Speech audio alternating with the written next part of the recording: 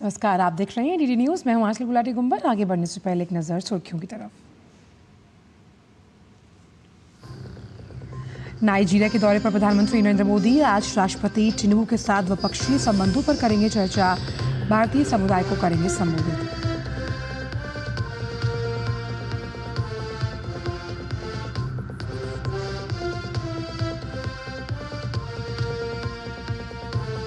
महाराष्ट्र में भाजपा नेता देवेंद्र फडणवीस ने नागपुर में किया रोड शो। प्रियंका गांधी और उद्धव ठाकरे भी ठोकेंगे चुनावी तार।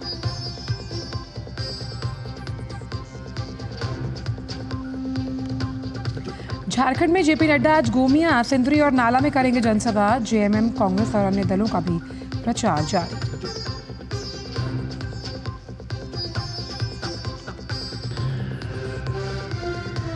भारत ने 1500 किलोमीटर से अधिक दूरी की हाइपरसोनिक मिसाइल का किया सफल परीक्षण।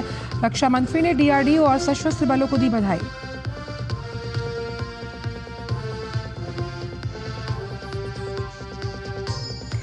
दिल्ली वासियों को प्रदूषण से राहत नहीं, सुबह छाई रही धुंध की चादर। आज भी कई जगहों पर AQI 400 के पार।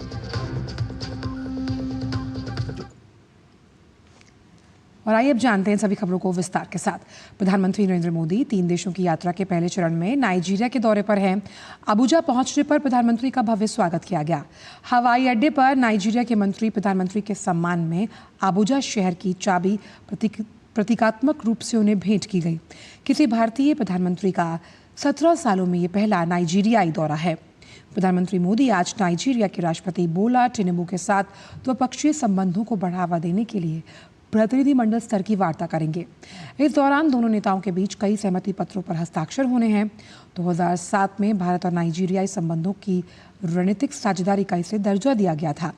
प्रधानमंत्री मोदी भारतीय समुदाय के लोगों को भी संबोधित करेंगे। नाइजीरिया में लगभग 60,000 भारतीयों का एक बड़ा समुदाय है। ये पश्चिम अफ्रीका में भारतीय प्रवासियों का सबसे बड़ा केंद्र है। प्रधानमंत्री के दौरे के दौरान कुछ बड़े समझौतों के होने की उम्मीद है।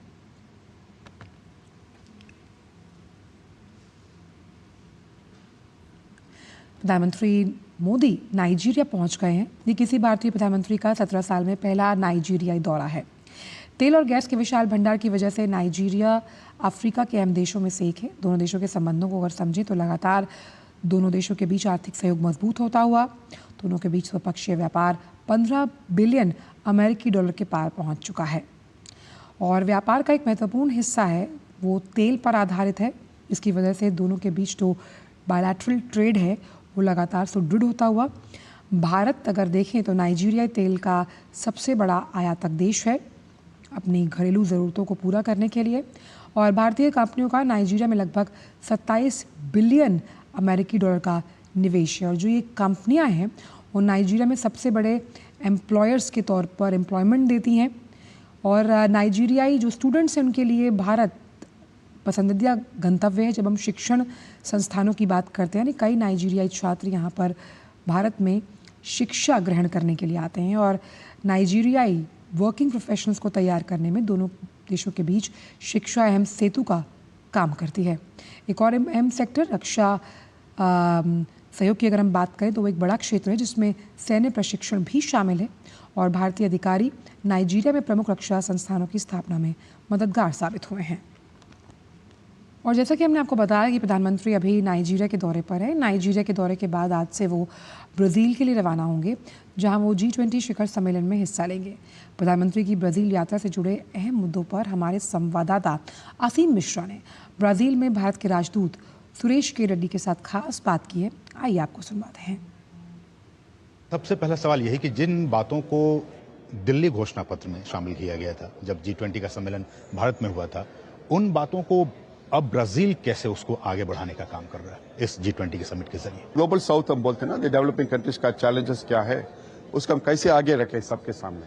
बिकॉज क्या होता है कि जब वो बातचीत हो रहा है कि जैसे हम यूक्रेन के ऊपर बात करते हैं, बाकी ऊपर बात करते हैं, लेकिन उसमें उनका कंसर्न्स भी हम थोड़ा बीच में वो भूल जाते हैं ना। इसलिए वो एक चीज था हमारा सक्सेस था कि हम वो ग्लोबल साउथ का चैलेंजेस, वो इकोनॉमिक चैलेंजेस हैं, डेवलपमेंट चैलेंजेस हैं, या वो चैलेंजेस जो आता है वो क्लाइमेट चेंज की वजह से, सो वो सारे we put it in the forefront, वो सामने रखे हैं। एंड ब्राजील भी उसको आगे ले जा रहे हैं। ट्राइका की बात अगर मैं करूं, India, Brazil and next presidency south Africa. ये फर्स्ट टाइम ऐसा हो रहा है कि तीनों ही डेवलपिंग कंट्रीज हैं, ग्लोबल साउथ के कंट्रीज हैं।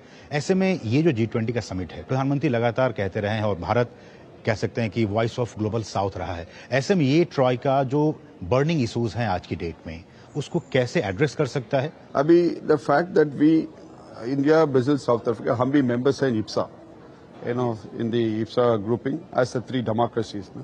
And then we also members in BRICS, and we also work together in many multilateral fora as partners, right? And so हमारे एक यूनिक अपॉर्चुनिटी इसमें है कि इंडिया ने एजेंडा सेट किया, फिर ब्राजील ने उसको थोड़ा आगे ले जा रहे हैं, और फिर साउथ अफ्रीका उसको और भी आगे ले जा रहे हैं। नाउ ये क्यों, वो इज इम्पोर्टेंट, ये क्यों इम्पोर्टेंट है ये वाला?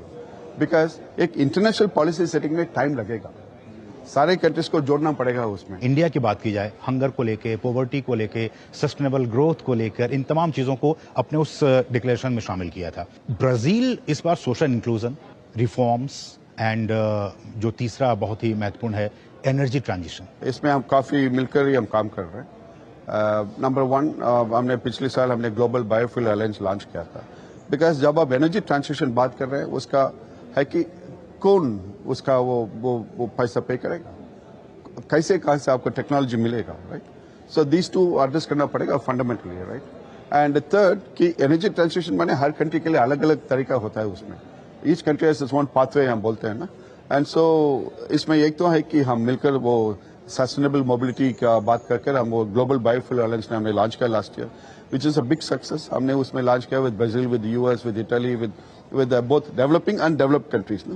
So that we're able to form a global framework for sustainable mobility. And naturally Brazil उसमें तो important partner है आपने बोला। African Union first time full fledge member की तरफ इसमें शामिल होने जा रहा है, क्या कुछ उससे उम्मीद कर सकते हैं? और भारत उसको, जो ग्लोबल साउथ के वॉइसेस हैं, अफ्रीकन यूनियन को शामिल होने के बाद से वो कितना और आगे बढ़ेगा? See, African Union becoming a member of the G20, और ये तो बहुत बहुत इम्पोर्टेंट था, बिकॉज आप समझे कि जब वो फर्स्ट समिट हुआ था 2008 में, 2008 के बाद अभी फर्स्ट टाइम हम एक नया मेंबर ज्वाइन कर चुके हैं G20 में, number one. And number two, वो एक यूनियन नहीं है, it's actually a voice of 55 countries, 55 countries in Africa are now getting a chance to speak, right? And third, India ही कर सकता था और कोई नहीं कर सकता था उसमें, because of relations with Africa plus with the developed world plus with all the countries. Remember कि ये तो कंसेंसस था ना, जब इंडिया ने प्रपोज किया वो कंसेंसस था, right? So that is the most important element उसमें। ब्राजील के राष्ट्रपति के साथ उनकी मुलाकात होगी, बायलैटरल्स होंगे, इस रिलेशनशिप को कितनी मजबूती मिलेगी? ये तो बहुत आगे जा रहा है, अभी तो हम कितने सेक्टर्स में हम एक्सपैंड कर चुके हैं हमारा relations. We are now looking at, एक तो है एग्रीकल्चर, खेती में हम काफी काम कर रहे हैं, दूसरा हम गाय के ऊपर हम काफी काम कर रहे हैं, तीसरा हम इधर से वो उड़द दाल, तूर दाल सारे हम इंडिया को लाने के लिए कोशिश कर रहे हैं। सोया ऑयल वो भी काफी इंडिया से जा रहा है इंडिया को। अभी हमारा ट्रेड भी बढ़ गया, अभी लगभग $16 बिलियन हो गया। एंड उसके अलावा वो हमारा डिफेंस एंगेजमेंट भी बहुत स्ट्रांग हो रहा है। First time we had the chiefs of army, navy, air force all go to India one after another. Bharat ने जिन बातों को अपने घोषणा पत्र में शामिल किया था, उनमें से बहुत सारी अहम बातों को अब इस बार ब्राजील भी उसको आगे बढ़ाने का काम करेगा और अगले साल 2025 में दक्षिण अफ्रीका के जिम्मे होगा उन बातों को और आगे बढ़ाने का। बहुत बहुत शुक्रिया सर हमारे साथ जुड़ने के लिए और इस पर बहुत सारी बातचीत करने के लिए बहुत बहुत शुक्रिया। और अब बात करते हैं महाराष्ट्र की, जहां 20 नवंबर को एक ही चरण में होने वाले चुनाव के लिए चुनाव प्रचार जोरों पर है। इसी कड़ी में भाजपा के वरिष्ठ नेता और महाराष्ट्र के उप मुख्यमंत्री देवेंद्र फडणवीस आज अपनी विधानसभा सीट नागपुर दक्षिण पश्चिम में आम जनता से उन्होंने मुलाकात की और उसके बाद उन्होंने अपनी सीट पर रोड शो भी किया। इस सीट पर कांग्रेस ने इस बार कुंभी समाज के प्रफुल्ल गुड़धे पाटिल को उतारा है। पाटिल नागपुर से भाजपा के पहले विधायक और पूर्व मंत्री विनोद गुड़धे पाटिल के पुत्र हैं। देवेंद्र फडणवीस लगातार 5 बार से विधायक हैं और विजयी छक्का लगाने के लिए नागपुर दक्षिण पश्चिम सीट से लगातार चौथी बार मैदान पर उतरे हैं। परिसीमन के बाद 2009 से ये सीट बनी है और तब से फडणवीस जीतते आए। इससे पहले वो नागपुर पश्चिम से विधायक रहे हैं।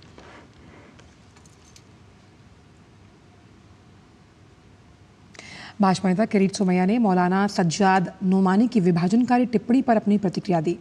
उन्होंने ये कहा कि मौलाना सज्जाद नोमानी को वोट जिहाद वाले बयान को लेकर चुनाव आयोग जल्द ही अपनी रिपोर्ट दे सकती है। साथ ही सोमैया ने शरद पवार पर ऑल इंडिया उलेमा बोर्ड और मराठी मुस्लिम सेवा संघ को समर्थन देने का आरोप लगाते हुए कहा कि शरद पवार ने वोट जिहाद जैसी बातें फैलाई हैं। मौलाना खलीलुर रहमान सज्जाद नोमानी, जिन्होंने जो मुस्लिम भाजपा का साथ देते उनका सोशल बॉयकॉट करना, वोट जिहाद करना, उसके खिलाफ मैंने जो शिकायत की है, मुझे महाराष्ट्र इलेक्शन कमीशन के अधिकारियों ने ये जानकारी दी है, मेरी बात भी हुई है। परभणी जिला के डिस्ट्रिक्ट इलेक्शन ऑफिसर कलेक्टर ने इसकी जांच शुरू कर दी है। आज शाम तक उनका रिपोर्ट तैयार हो जाएगा, ऐसी मुझे आशा है।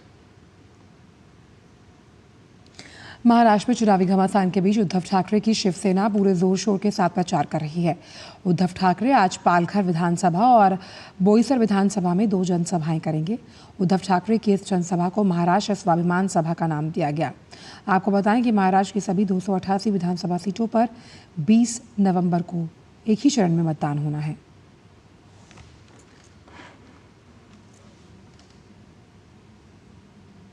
वहीं कांग्रेस महासचिव प्रियंका गांधी आज गढ़चिरौली में जनसभा और नागपुर में रोड शो करने वाली हैं। प्रियंका गांधी महाविकास आघाड़ी की जनसभा में गढ़चिरौली में शामिल होंगी, जहां गठबंधन के और नेता भी मौजूद रहेंगे। गढ़चिरौली की जनसभा 11:30 बजे होगी। वहीं नागपुर में दोपहर 2 बजे रोड शो किया जाएगा। ये रोड शो अवस्थी चौक से अहबाब कॉलोनी चौक से होते हुए गांधी गेट, शिवाजी पुतला चौक से बडकस चौक तक होंगे। महाराष्ट्र विधानसभा चुनावों के लिए 18 नवंबर को चुनाव प्रचार थम जाएगा। चुनाव प्रचार के अंतिम दौर में पहुंचने के एक दिन पहले आज शिवसेना के संस्थापक बाला साहब ठाकरे की पुण्यतिथि है। इस मौके पर शिवसेना उद्धव गुट के प्रमुख उद्धव ठाकरे और पार्टी नेता अनिल देसाई समेत अनेक नेताओं ने बाल ठाकरे को श्रद्धांजलि अर्पित की। शिंदे गुट की शाइना एनसी ने भी बाल ठाकरे को श्रद्धांजलि अर्पित की है। कांग्रेस नेता राहुल गांधी के बयान पर भाजपा नेता शहजाद पूनावाला ने पलटवार किया। शहजाद पूनावाला ने कहा कि संवैधानिक पदों का अपमान करना राहुल गांधी की पहचान बन चुका है। संवैधानिक पदों का अपमान यही राहुल गांधी की असली पहचान। इस प्रकार के अनर्गल बातें करना, वो भी संवैधानिक पद पर बैठे हुए प्रधानमंत्री के विषय में, और किसी की भी सेहत के बारे में इस प्रकार की झूठी बातें करना, ये दिखाता है कि राहुल गांधी का क्या स्तर है। बीजेपी पर हमला करते करते आप प्रेसिडेंट जो बाइडेन को भी नहीं बख्श रहे। एलओपी के पद पर बैठे हुए राहुल गांधी को क्या विदेशी देश जो जिनके नेता हमारे मित्र हैं उनके बारे में इस प्रकार की टिप्पणी करना शोभा देता है। बात करते हैं झारखंड की, जहां विधानसभा चुनाव के दूसरे और अंतिम चरण के प्रचार को अगर हम देखें तो वो चरम पर है। जनता को अपने पक्ष में करने के लिए सभी राजनीतिक दलों ने अपनी पूरी ताकत झोंक दी। इसी क्रम में भारतीय जनता पार्टी के अध्यक्ष और केंद्रीय मंत्री जेपी नड्डा आज झारखंड में चुनावी प्रचार करेंगे। जेपी नड्डा बोकारो के गोमिया विधानसभा, धनबाद जिला के सिंधरी विधानसभा क्षेत्र और जामताड़ा में नाला विधानसभा में कुल 3 जनसभाओं को संबोधित करेंगे। और इसके अलावा भाजपा नेता अर्जुन मुंडा देवघर जिले के सारठ में जनसभा करेंगे। वहीं झारखंड मुक्ति मोर्चा और कांग्रेस भी पूरे दमखम के साथ प्रचार अभियान में जुटी हुई है। आपको बताएं कि झारखंड में बाकी सभी 38 विधानसभा सीटों पर दूसरे और अंतिम चरण में 20 नवंबर को मतदान होना है। झारखंड में विधानसभा चुनाव में बरहेट विधानसभा सीट पर कांटे का मुकाबला होने वाला है। एक तरफ जहां झारखंड मुक्ति मोर्चा प्रमुख हेमंत सोरेन खुद इस सीट से चुनाव लड़ रहे हैं, तो वहीं भाजपा ने गमालियल हेम्ब्रम को मैदान में उतारा। आपको बताएं कि हेमंत सोरेन ने 2014 और 2019 दोनों विधानसभा चुनावों में इस सीट पर जीत हासिल की। ये सीट पहले झारखंड मुक्ति मोर्चा के हेमंत सोरेन के पास थी। हालांकि इस बार झारखंड मुक्ति मोर्चा और भारतीय जनता पार्टी इस विधानसभा क्षेत्र में मुख्य दल हैं। यह नजारा है झारखंड की सबसे हाई प्रोफाइल सीट साहिबगंज जिले के बरहेट विधानसभा क्षेत्र का, जहां पर भारतीय जनता पार्टी के प्रत्याशी गामलियल हेम्ब्रम बच्चों को मुहावरे सुनाकर आकर्षित कर रहे हैं। पेशे से शिक्षक रहे हेम्ब्रम का यह तरीका लोगों को खूब लुभा रहा है। आदिवासी समाज के पारंपरिक ढोल नगाड़े की थाप पर हेम्ब्रम का भी लोग पारंपरिक तरीके से अभिनंदन भी कर रहे हैं। हेम्ब्रम राज्य के मुख्यमंत्री हेमंत सोरेन के खिलाफ बरहेट में ताल ठोक रहे हैं। जो बरहेट प्रखंड के तलवड़िया पंचायत के अंतिम गांव पाडीर बथान गांव में आप देख सकते हैं कि विकास का पैमाना क्या है, यहाँ सड़क की दुर्दशाएं क्या है, यहाँ पेयजल का व्यवस्था क्या है। तो इससे आप आकलन कर सकते हैं कि इस बार जनता बदलाव के मूड में है और जनता निश्चित रूप से इस बार जागरूक है और बदलाव करेगी। हेमंत सोरेन की विदाई होगी, कमल खिलेगा बरहेट विधानसभा क्षेत्र से। झारखंड के मुख्यमंत्री हेमंत सोरेन के लिए बरहेट विधानसभा क्षेत्र एक ऐसा दुर्ग है जिसमें सेंध लगाना भाजपा के लिए आसान नहीं दिखता। 2014 में विधानसभा चुनाव में हेमंत सोरेन दुमका और बरहेट दोनों जगह से किस्मत आजमा रहे थे। दुमका में उन्हें भाजपा की लुईस मरांडी ने भले ही पराजित कर दिया था, लेकिन बरहेट में चुनाव जीत गए थे। दोबारा 2019 में भी उन्होंने किला फतह की और अब 2024 में हैट्रिक लगाने की हसरत रखते हैं। राज्य के हर एक नागरिक से अपील करता हूं कि इस महापर्व को और इस लोकतंत्र के इस व्यवस्था को हम लोग और मजबूत करें। बरसों बरस से चलने वाली और जब तक ये देश रहेगा ये लोकतंत्र का पर्व हम सबको मनाना चाहिए। बरहेट विधानसभा में आदिवासी और मुस्लिम मतदाता निर्णायक भूमिका निभाते हैं। अनुसूचित जनजाति के लिए सुरक्षित बरहेट विधानसभा क्षेत्र साहिबगंज जिले के बरहेट, पतना और गोड्डा जिले के सुंदर पहाड़ी प्रखंड के साथ बोआरी जोर प्रखंड के 6 पंचायत तक फैला हुआ है। एक रिपोर्ट के मुताबिक इस क्षेत्र में संथाल और पहाड़ियां आदिवासी मतदाताओं की संख्या करीब 71% और मुस्लिम मतदाताओं की तादाद लगभग 10% है। भाजपा ने पिछली बार बरहेट से निर्दलीय किस्मत आजमा चुके हिम्ब्रम को इस बार चुनाव मैदान में उतारा है, जो आदिवासी समाज में अच्छी पैठ रखते हैं। अगर हिम्ब्रम आदिवासियों में सेंध लगाने में कामयाब हुए तो हेमंत सोरेन को कड़ी टक्कर दे सकते हैं। गामलियल हेम्ब्रम जो भारतीय जनता पार्टी के प्रत्याशी हैं, हेमंत सोरेन के खिलाफ मजबूती से चुनाव मैदान में डटे हैं और हमने देखा कि आदिवासी समाज के जो लोग हैं वो इनका अभिनंदन कर रहे हैं, स्वागत कर रहे हैं और एक मजबूत दावेदारी पेश करने की कोशिश की जा रही है। हम अपने कैमरामैन संदीप मूर्ति के साथ बरहेट से राजेश राज, डीडी न्यूज के लिए। भारत ने अपनी पहली लंबी दूरी की हाइपरसोनिक मिसाइल का सफल परीक्षण किया। यह परीक्षण ओडिशा के तट पर डॉक्टर APJ अब्दुल कलाम द्वीप से किया गया। DRDO द्वारा विकसित इस मिसाइल ने भारत को रक्षा प्रौद्योगिकी के क्षेत्र में एक नई ऊंचाई पर पहुंचाया। दरअसल हाइपरसोनिक मिसाइल्स पारंपरिक मिसाइल्स से काफ़ी तेज़ होती हैं, जिनकी गति ध्वनि की गति से 5 गुना अधिक है। ये मिसाइलें लंबी दूरी तक मार करने की क्षमता रखती हैं और दुश्मन के रडार से बचने में सक्षम। भारत की ये मिसाइलें न केवल दुश्मनों के ठिकानों पर सटीक हमला कर सकती हैं, बल्कि इसकी तेज़ रफ्तार इसे दुनिया की बेहतरीन रक्षा प्रणालियों में शामिल करती है। रक्षा मंत्री राजनाथ सिंह ने सफलता पर DRDO, सशस्त्र बलों और इंडस्ट्री के वैज्ञानिकों को बधाई दी। उन्होंने इसे भारत के लिए ऐतिहासिक उपलब्धि बताया और कहा कि ये परीक्षण भारत की आत्मनिर्भरता और सुरक्षा को और मजबूत करेगा। और अब बात दिल्ली की आबो हवा से जुड़ी हुई। दिल्ली NCR में धुंध भरी स्थिति बनी हुई है और आज सुबह अधिकतर इलाकों में वायु गुणवत्ता सूचकांक गंभीर श्रेणी में रहा। आज सुबह नई Delhi railway station, AIIMS, Nehru place और मयूर विहार में प्रदूषण की वजह से धुंध की चादर देखी गई। वहीं AQI स्तर कई सप्ताह से लगातार गंभीर श्रेणी में बना हुआ है, जो कि स्वास्थ्य के लिए बेहद हानिकारक है।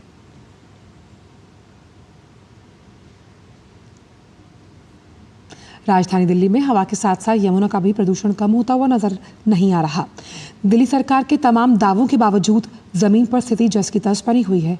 पानी इतना जहरीला हो चुका है कि लोगों को नदी से दूर रहने के निर्देश दिए गए। आज भी कालिंदी कुंज इलाके में यमुना नदी का जहरीला सफेद झाग उस पर तैरता हुआ नजर आया।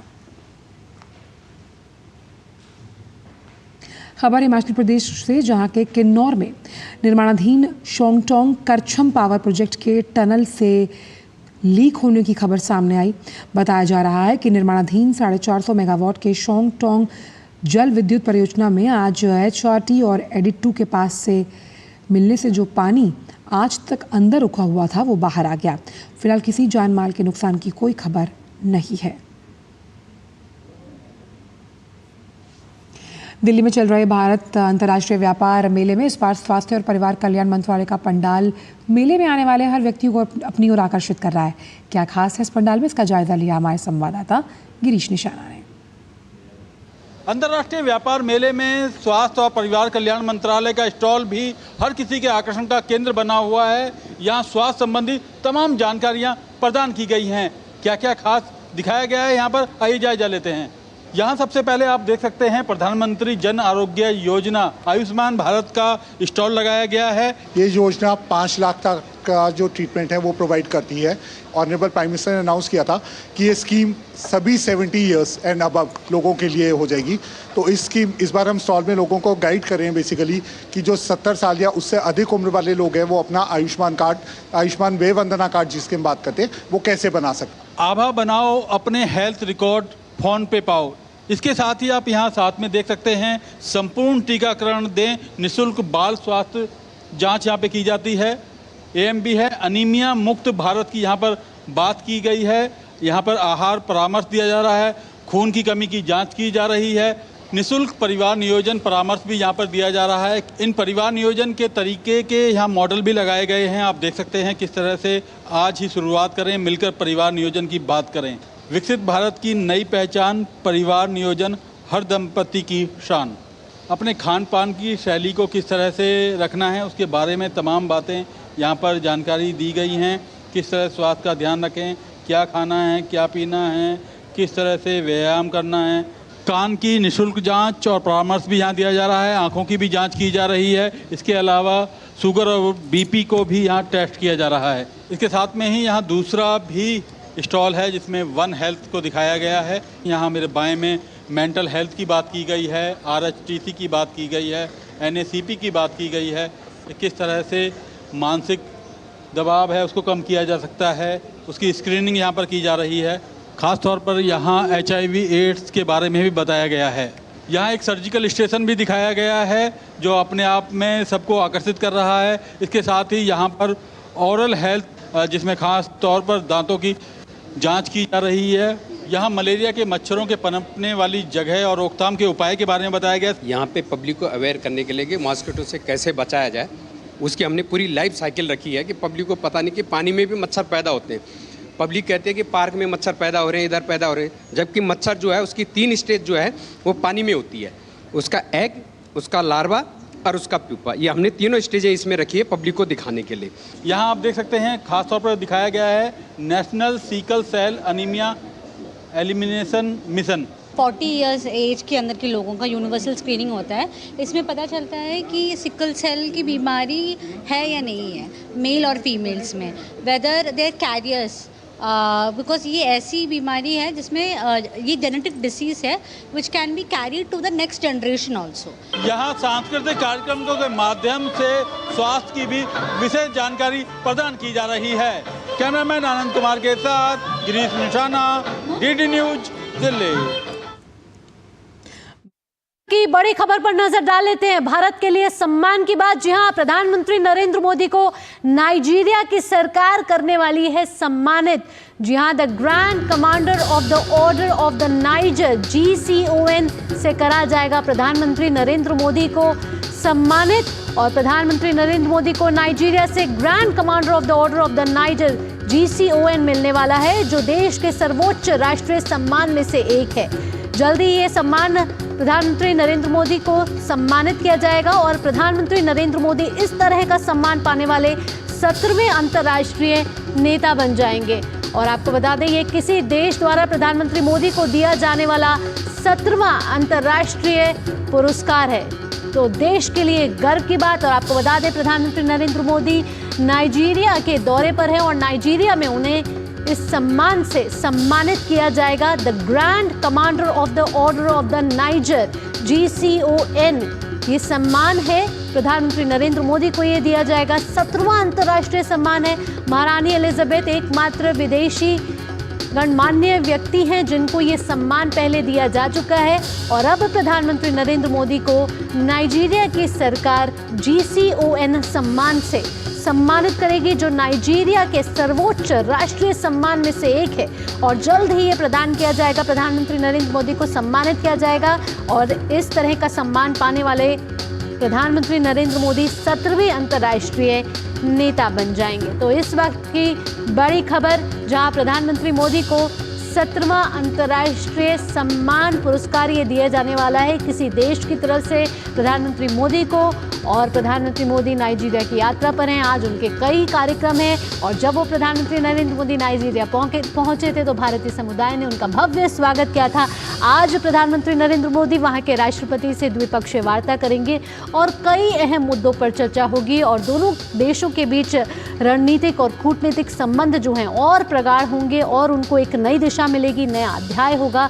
और ऐसे में अब की बड़ी खबर ये है कि प्रधानमंत्री नरेंद्र मोदी को GCON अवार्ड से नवाजा जाएगा और प्रधानमंत्री नरेंद्र मोदी को ये अवार्ड नाइजीरिया में दिया जाएगा। नाइजीरिया का ये देश के सर्वोच्च सम्मानों में से एक अवार्ड है। The grand commander of the order of the niger, GCON कहा जाता है इस अवार्ड को। और प्रधानमंत्री मोदी को 17वां अंतर्राष्ट्रीय सम्मान मिलने वाला है। इससे पहले हमने देखा था कि डोमिनिका ने भी प्रधानमंत्री नरेंद्र मोदी को एक बड़े सम्मान के लिए घोषणा की थी कि वो सम्मान भी प्रधानमंत्री नरेंद्र मोदी को दिया जाएगा। और इसके बाद नाइजीरिया से बड़ी खबर आ रही है कि नाइजीरिया उनको देश के सर्वोच्च सम्मानों में से एक GCON से नवाजेगा। और बड़ी ही गर्व, बड़े ही सम्मान की बात प्रधानमंत्री नरेंद्र मोदी और भारत के लिए। और प्रधानमंत्री नरेंद्र मोदी के प्रयासों को विश्व के कई देश जो है उसको सराहनीय मान चुके हैं। और ऐसे में प्रधानमंत्री नरेंद्र मोदी को ये सम्मान मिलना भारत के लिए गौरवान्वित करता है और ये दिखाता है कि प्रधानमंत्री नरेंद्र मोदी के कार्यशैली और जिस तरीके से भारत प्रगति कर रहा है, देश की एक बड़ी अर्थव्यवस्था बन रहा है, दुनिया उसको एक बेहतरीन नज़र से देख रही है। ऐसे में प्रधानमंत्री नरेंद्र मोदी के इस प्रयासों को सराहनीय मान रहा है और नाइजीरिया उनको GCON अवार्ड से नवाजेगा। और इससे पहले जब प्रधानमंत्री नरेंद्र मोदी नाइजीरिया पहुंचे थे तब भी उनका बड़ा भव्य स्वागत किया गया था और भारतीय समुदाय लगातार प्रधानमंत्री नरेंद्र मोदी के जयकारे लगा रहा था। और आपको बता दें कि 17 वर्षों में किसी भारतीय प्रधानमंत्री की पश्चिम अफ्रीका देश की ये पहली यात्रा है और ये यात्रा भारत की वैश्विक साझेदारी को मजबूत करने के उद्देश्य से 3 देशों की यात्रा का एक हिस्सा है। प्रधानमंत्री ये पहले लेग में नाइजीरिया पहुंचे हैं। नाइजीरिया की राजधानी अबुजा पहुंचते ही उनका भव्य स्वागत किया गया और नाइजीरिया में अब उनको मिलने वाला है एक बहुत ही सम्मानीय सम्मान जिसका नाम है GCON और ये नाइजीरिया के राष्ट्रीय सम्मानों में से एक है और GCON है the grand commander of the order of the niger. ज़्यादा जानकारी के साथ हमारे संवाददाता सुधाकर दास जुड़ रहे हैं। आइए सीधा रुख करते हैं सुधाकर का। सुधाकर, भारत के लिए एक और गर्व की बात, प्रधानमंत्री नरेंद्र मोदी को नाइजीरिया के राष्ट्रीय सर्वोच्च सम्मानों में से एक से नवाजा जाएगा। कब मिलेगा ये सम्मान और नाइजीरिया का ये जो सम्मान है, कितना बड़ा सम्मान ये प्रधानमंत्री नरेंद्र मोदी को दिया जा रहा है? देखिए भावना, बहुत महत्वपूर्ण और देखिए बीते 4 दिनों में ये दूसरा बड़ा सम्मान है जिसके ऐलान किया गया है। इससे पहले आपको याद है कि गुरुवार को डोमिनिका की तरफ से अपने देश के सर्वोच्च सम्मान को PM मोदी को देने का ऐलान किया गया था। उसके बाद आज रविवार को ये बड़ा ऐलान नाइजीरिया की तरफ से हुआ है। आज जब PM मोदी नाइजीरिया की यात्रा पर है, उनको नाइजीरिया का जो सर्वोच्च सम्मान है the grand commander of the order of niger, आपको बता दूं भावना, इससे पहले ये सम्मान सिर्फ क्वीन एलिजाबेथ को मिला था, वो भी करीब 5 दशक पहले इस सम्मान से सम्मानित किया गया था। तो आप समझ सकती है कि नाइजीरिया ने किस तरह से आपने कल देखा होगा जब नाइजीरिया में PM मोदी का स्वागत किया गया था तो प्रतीकात्मक तौर पर उनको अबुजा शहर की चाबी सौंपी गई थी और इसका मतलब ये था कि एक भरोसा, एक ट्रस्ट वो PM मोदी में जताते हैं। इस वजह से वो अपने शहर की चाबी सौंप रहे हैं। अब उसके बाद ये एक बहुत बड़ा ऐलान हुआ है और हम देख रहे हैं कि लगातार पूरी दुनिया में जिस तरह से PM मोदी ने जो हमेशा इस बात को रखते हैं कि 1 अर्थ 1 फैमिली 1 फ्यूचर, उस बात से सहमति जताते हुए और खासतौर से ग्लोबल साउथ के देश हैं, नाइजीरिया जैसे देश हैं जिनकी आवाज को मुखरता से G20 पर भी और दुनिया के तमाम मंचों पर PM मोदी ने उठाया। तो मुझे लगता है कि इस सबको देखते हुए नाइजीरिया ने ये बड़ा ऐलान किया है और अब से कुछ वक्त बाद जब उनकी मुलाकात होगी राष्ट्रपति से तो उस दौरान ये कार्यक्रम आयोजित किया जाएगा। जी, जिस तरीके से आपने बताया सुधाकर की क्वीन एलिजाबेथ को 1969 यानी कि 1969 में अवार्ड दिया गया था, उसके बाद 2024 में प्रधानमंत्री नरेंद्र मोदी को यह का सम्मान मिल रहा है, भारत के लिए कहीं ना कहीं गर्व की बात है। और जिस तरीके से हम प्रधानमंत्री के प्रयासों को देख रहे हैं, लगातार विश्व के कई नेता उनकी खुलकर तारीफ करते हुए नजर आए हैं।